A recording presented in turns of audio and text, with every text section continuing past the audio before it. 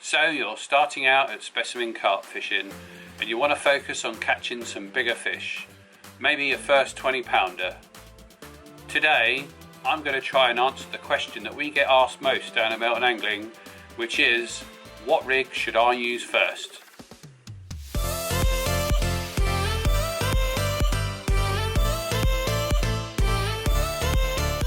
Hello everyone, it's Zach from Melton Angling, and I'm going to walk you through my simple how-to demo. It's all about getting you out on the bank as quick as possible with a reliable setup that will catch you fish.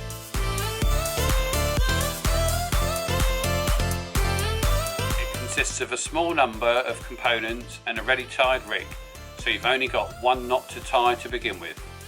And once we've tied the rig, I'm going to show you how to maximise your catch rate when using it.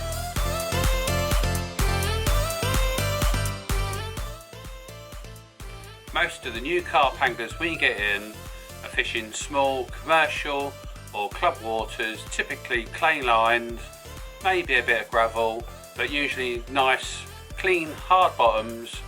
So this rig is designed around that.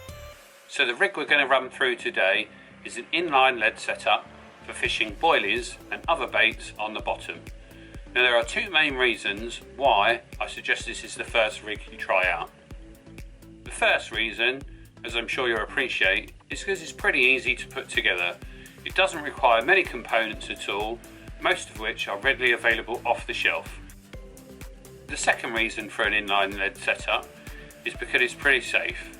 There's no real reason to be dropping leads at this stage. You can fish this setup because most of the venues that you'll be using it on will be clear open water with very little snags or obstructions. So the first thing I'm going to do is show you which components you need to pick up from your local tackle shop. Starting with the tools, scissors, a baiting needle. I'm using a fine latch needle here from Carp. Tubing, tail rubbers, a lead, this is 2 ounces, the pre-tied rig, this is a DF carp rig, barbless from Carp, the bait, and some hair stops. Now just to show you, this bait is a Nash citrus pink 15mm boilie. Now these are bottom baits, and in the spring you often find a high vis bait is quite a good bait to choose. So everything we need is now out of the packet. We're going to start putting the rig together. First of all, grab your piece of line that you've obviously threaded up through your rod. Here I'm just going to use a nice piece of line that I think is easily visible on this video. Grab your scissors and make sure you've got a nice clean cut at the end. Just trim a bit off, make sure it's nice and straight, because you want this to be good for going through the tubing in a minute.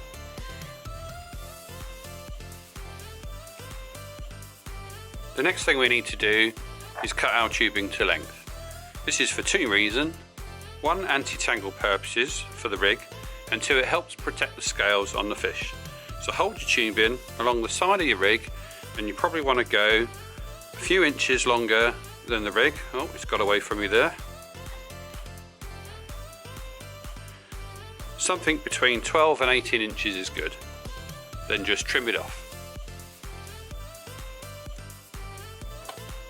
Put the excess tubing to one side. The next step is to thread your line through the tubing. Because we've got a nice piece of straight line with a clean end, we should find that it goes through no problem at all, even right out at 18 inches.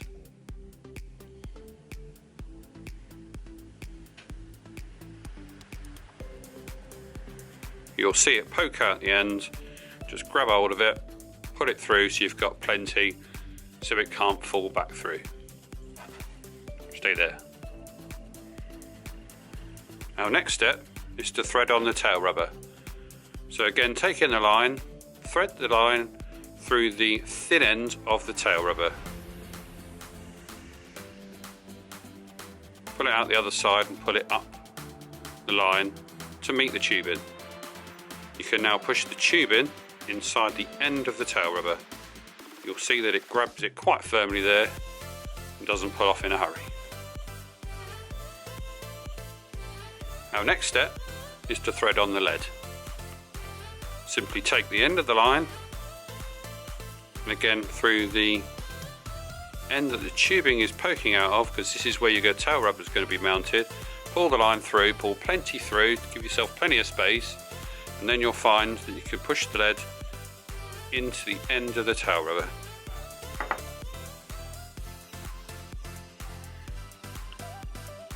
So the next step is to tie your main line to the swivel on the pre-tied rig. What we're going to do is a 5-turn grinner knot. This is a popular strong knot in carp fishing. So take your main line tag and your swivel and pass it through the swivel twice. Always make sure you've got plenty of spare material as you're doing this, particularly if you're new to it. It makes it a lot easier. So once you've done that, form a loop alongside the main line going towards the lead, and then pass the tag end through the loop 5 times.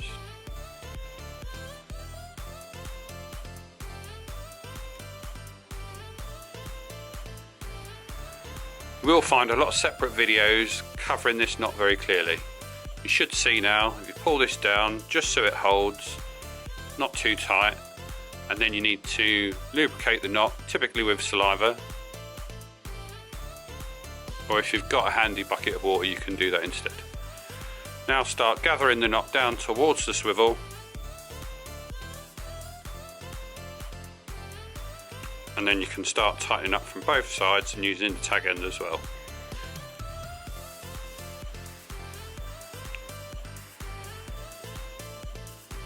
And there we go.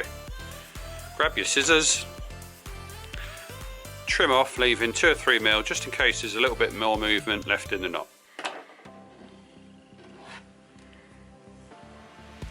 You can then move your lead up the line,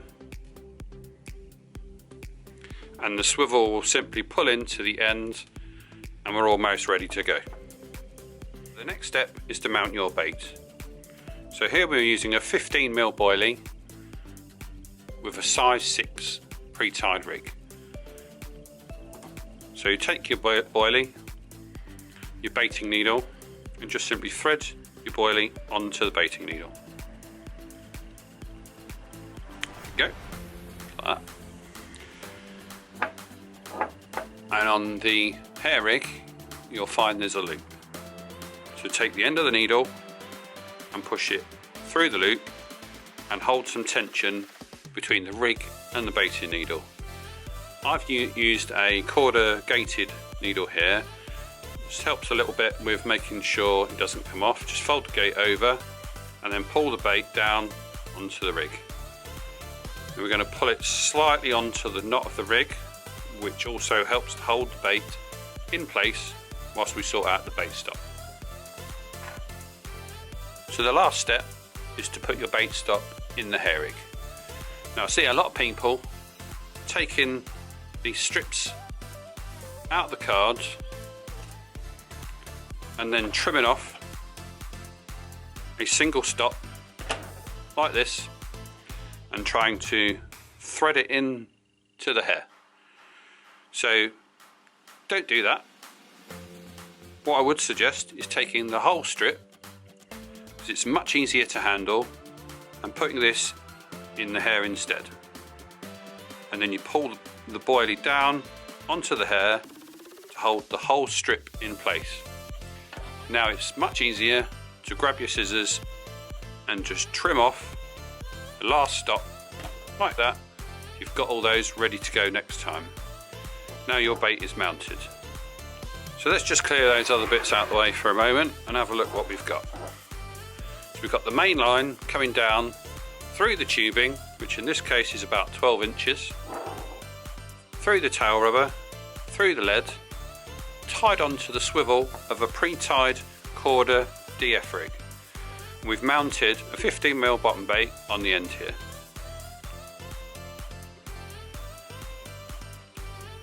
To illustrate how important safety is, I'm just going to show you, once the fish picks the bait up and feels the weight of the lead, it shakes its head and then it can fall down the line towards the rod. In the event that the line gets cut somewhere, like that, the lead will fall away, leaving just the rig in the fish's mouth. And as I say, in this situation we are using a barbless rig, so there's much more chance of this piece just simply coming out of the fish's mouth in good time. There we go then. And I said to you at the beginning of this video that once we've got our rig, I was going to show you how to maximise the use of it. So we're going to do that now. So it's not really designed for fishing over a tight pile of bait. I'm going to exaggerate it in this example and then explain what I mean. So here's our rig, and if you can see that, this is our tight bed of bait, and there's your rig with your bait in amongst it. As the fish comes along and it finds the pile of bait, it's going to spend a lot of time here sucking up and chewing each bait as it works its way through the pile, picking up your hook bait in amongst it. And as it wants to stay there, as it's going to plan to eat more of the bait, it just may find something wrong with your hook bait and just end up managing to spit it back out again and carry on without providing any movement on the lead or the rig. Not really what we want. So instead, I'm going to show you the better way to fish this rig. So just move these out of the way for a moment. And the rig. This will help them stop rolling all over the place. So now here we go, here's our rig laying out in the water. And what we want to do is to achieve a situation where you've got a spread of hook baits around the area. Again, this would actually be a bigger and wider pattern of baits spread around. And then what's going to happen is the fish is going to come along and it's going to pick up a bait and have to move off. It'll pick up another bait and have to move off. It'll pick up another bait and then move off, and eventually it will come across your rig. So here it will suck your bait in, and it's not got any reason to stay there now. It's going to move off again. So as soon as it does that, the rig, with the weight of the bait and the weight of the lead, pulls the hook into the flesh. I'm not going to do that here because it's going to hurt. This hook is sharp. So I'm holding the hook, and as it lifts its head up to move away, the weight of the lead will help set the hook. The fish will more than likely shake its head and the lead will slide down, and at that stage the fish is more likely going to bolt and give you a screaming take. Make a recommendation for your next rig setup to learn, and that is, with a simple change to this system, you can start fishing solid PVA bag setups, and hopefully I'm going to cover that in my next video.